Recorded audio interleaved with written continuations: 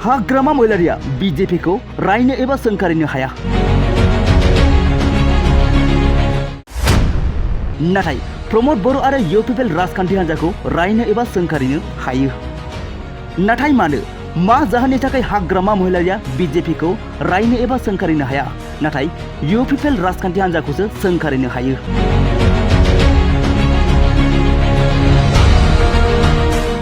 हाग्रामा महिलारिया फोरमायनाय बायदिब्ला बीजेपी राजखान्थि हान्जाया जेबो गोरोन्थि हाबा मावा, बेनिखायनो आं बीजेपी राजखान्थि हान्जाखौ सोंखारिया।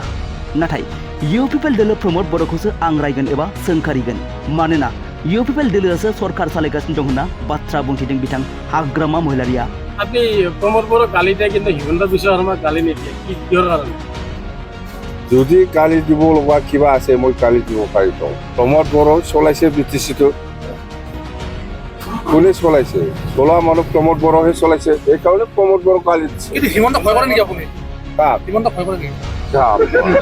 नाथाय गोसो होनो गोनां बाथ्राया बेसो जे बीजेपी राजखान्थि हान्जानि आफादगिरि दिलीप सयकिया बिथाङा 6 शेड्यूल आरो ट्राइबेल बेल्ट एंड ब्लकखौ लानानै खौरांगिरिनि सिगाङाव बाथ्रा बुंथिनायखौ जों नुनो मोन्दोंमोन। लोगोसे बीजेपी राजखान्थि हान्जाया राजखान्थि मुलाम्फानि थाखाय बड'फानि आदर्श आरो सानस्रिखौ बाहायदों आरो बर' हारिनि जीआई टेग मोननो हानाय दामग्रा आगजुखौबो बीजेपी दोलोनि फोसावदिं मेलाव बाहायनायखौ नुनो मोन्दोंमोन।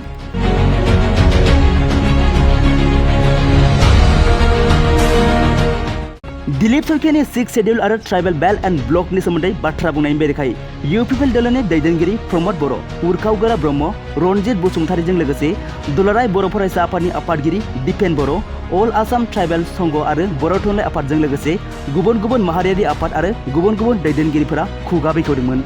नाथाय हाग्रामा महिलारिखौ दिलीप सयकियानि 6 शेड्यूल आरो ट्राइबेल बेल्ट एंड ब्लकनि बाथ्रा बुंनायनि सायाव खुगा बेखेवनायखौ नुनो मोनाखै।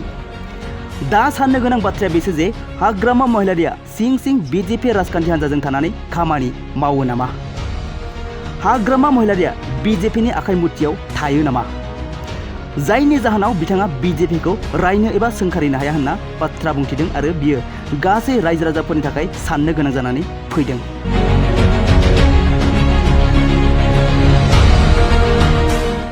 আপনি প্রমোদ বড় গালি দেয় কিন্তু হিমন্ত বিশ্ব শর্মা গালি নিদিয়ে কি কিহৰ কাৰণে?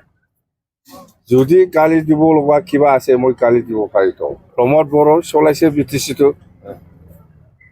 কোনে চলাইছে?